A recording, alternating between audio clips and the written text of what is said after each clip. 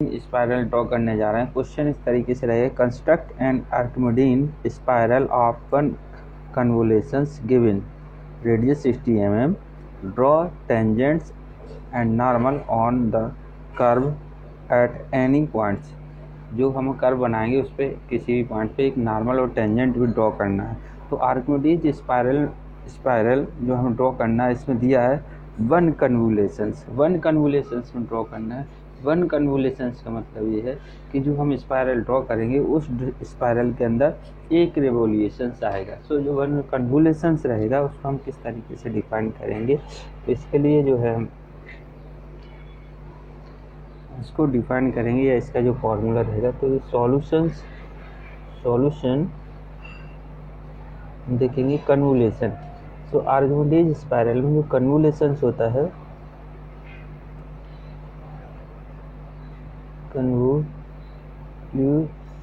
Convolutions होता है जो, वो कन्वोल्यूशंस इसको डिफाइन करेंगे। It is the ratio of numbers of division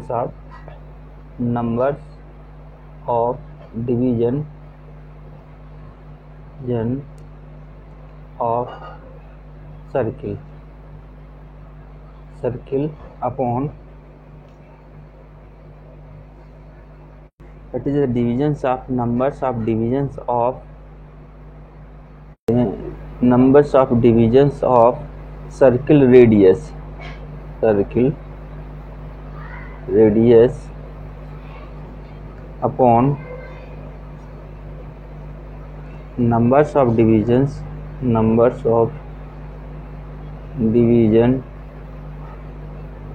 of circle. So mostly जो है हम सर्किल को जो numbers of divisions of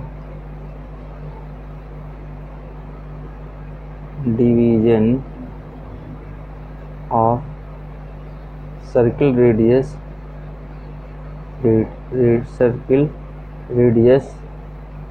equal to 12 रख रहे हैं, और ये भी numbers of divisions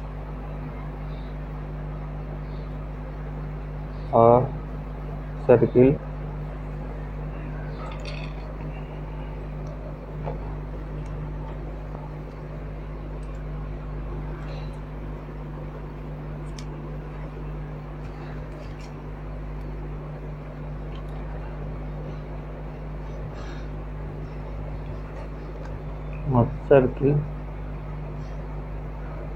it is also 12।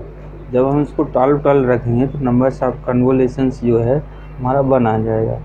इस तरीके से कन्वोलेशंस को हमें 1 लेना है।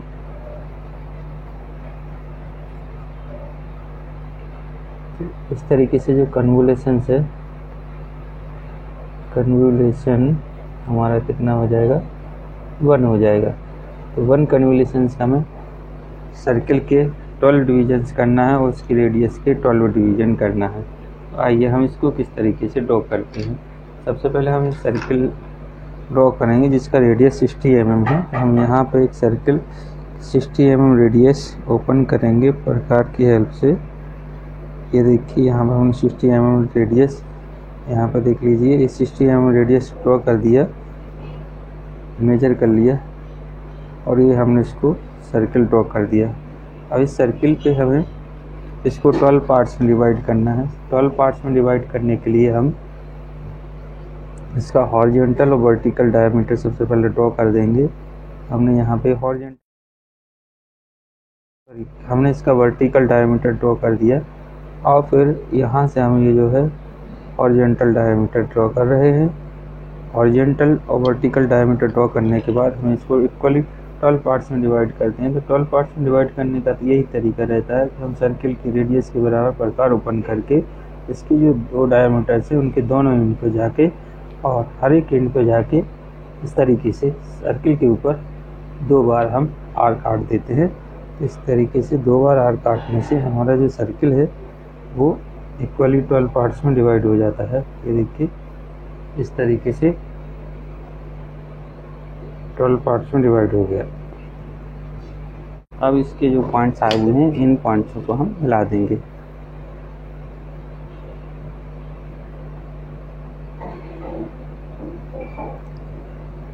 ये हमारे पॉइंट जो है सेंटर से होते हुए जाना चाहिए। इस तरीके से सारे पॉइंट्स मिला देंगे यहाँ से।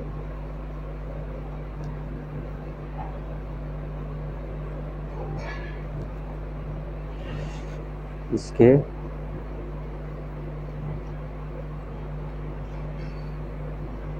पॉइंट मिलाने के बाद इन सारों की नंबरिंग कर देंगे। नंबरिंग हमारी 0 1 2 3 4 5 6 7 8 9 10 11 एंड 12। अब हमारे पास ये जो हॉरिजॉन्टल रेडियस है, इस रेडियस को हमें इसके अकॉर्डिंग इस रेडियस के 12 डिवीजन करना है। तो 12 डिवीजन करने के लिए हम पैरेलल लाइन मेथड से अप्लाई करेंगे। पैरेलल लाइन मेथड्स में हम यहाँ पे एक इंक्लाइन लाइन खींचेंगे, अलग से लाइन इस तरीके से। ये लाइन खींच दी हमने यहाँ पे, ये देखिए ये लाइन खींच गई। और इस लाइन पे प्रकार की हेल्प से हम इक्वली 12 डिविजन्स 12 मार्क्स। तो ये हम इस तरीके से 12 डिविजन्स कर देंगे। इस पर 1 2 3 4 5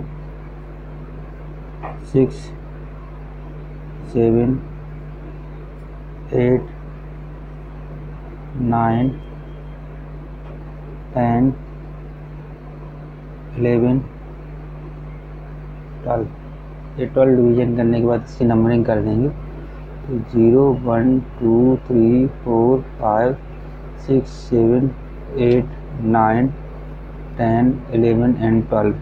लास्ट जो पॉइंट्स है इसको हम मिनी डॉक्टर की हेल्प से, जो हमारा लास्ट रेडियस का जो इन पॉइंट है, इससे इस तरीके से हम मिला देंगे। मिलाने के बाद यहाँ से हम लाइन खींच देंगे। ये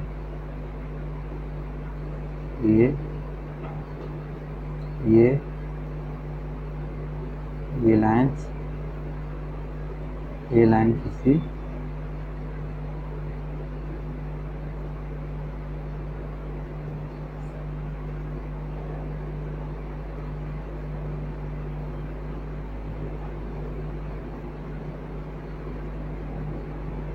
ये लाइन खींचने के बाद इनके पॉइंट को हम आइडेंटिफाई कर देंगे। ये पॉइंट्स हैं, इनकी नंबरिंग कर देंगे।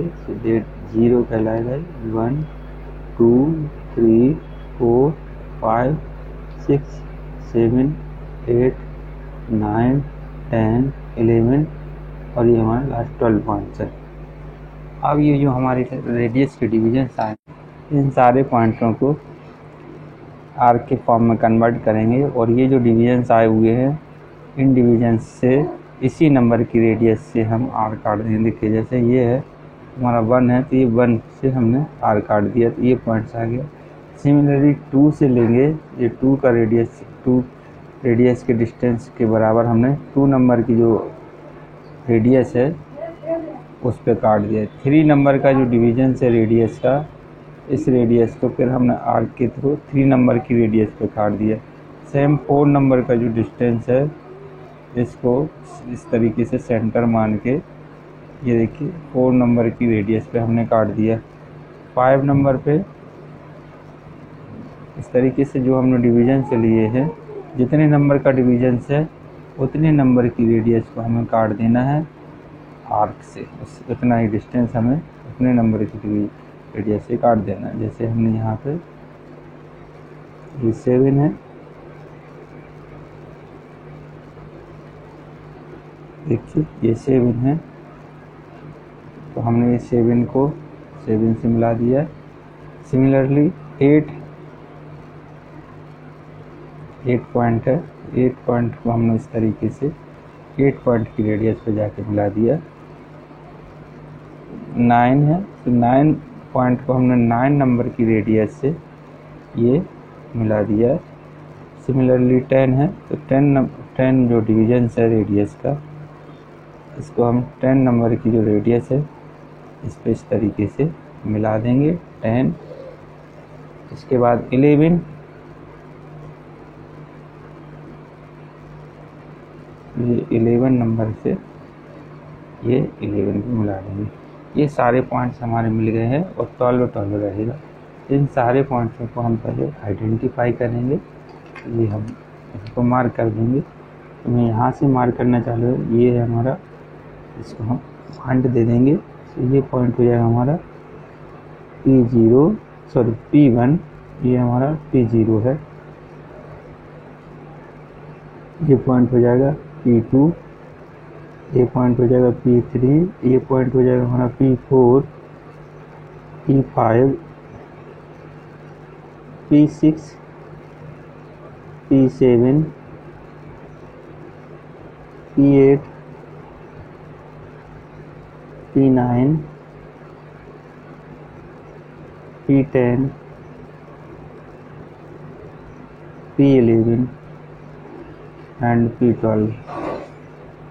इस तरीके से ये पॉइंट्स हुए। इन सारे पॉइंट्सों को हम फ्रेंच कर्व की हेल्प से मिला देंगे। तो फ्रेंच कर्व की हेल्प से हम इसको मिलाने जा रहे हैं। ये फ्रेंच कर्व्स हैं, इनकी हेल्प से हम मिलाएंगे। देखिए यहाँ से हमारे पास ये 2 पॉइंट्स यहाँ मिल रहे हैं, एक ही बार में 3 पॉइंट्स मिल रहे हैं। इन 3 पॉइंट्सों को कर्व से मिला देंगे। ये 3 पॉइंट मिल गए। फिर आगे चलेंगे हम।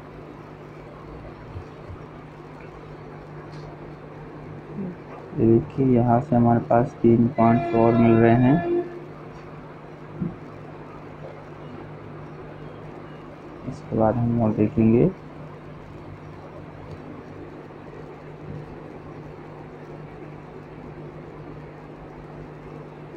ये हमारे पास 3 पॉइंट और मिल रहे हैं।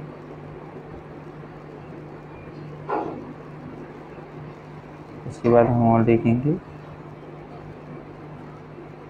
ये देखिए, ये थोड़ा सा बड़ा आ रहा है।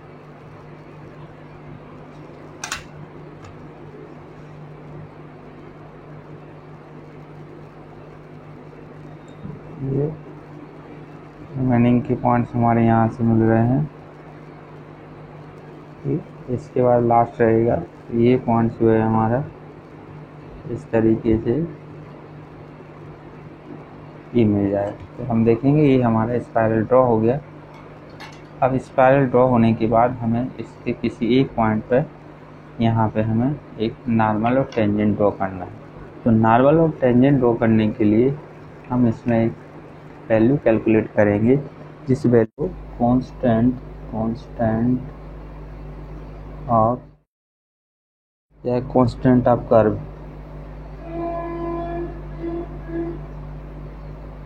कांस्टेंट ऑफ कर्व बोलते हैं।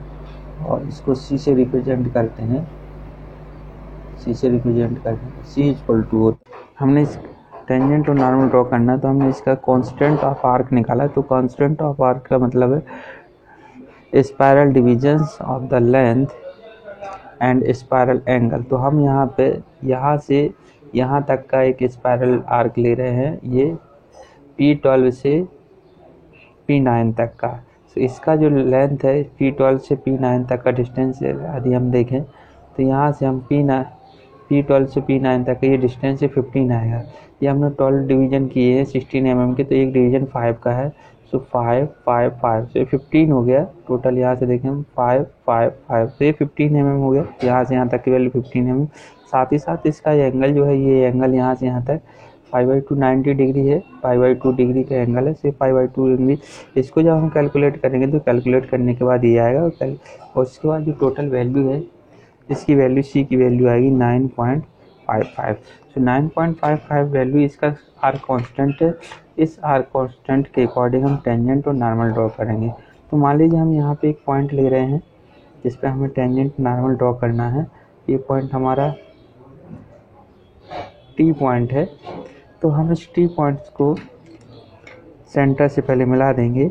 ये सेंटर, ये देखिए, यहाँ से टेंजेंट ये। अब यहाँ से 90 डिग्री में एक लाइन खींचूंगा इस तरीके से।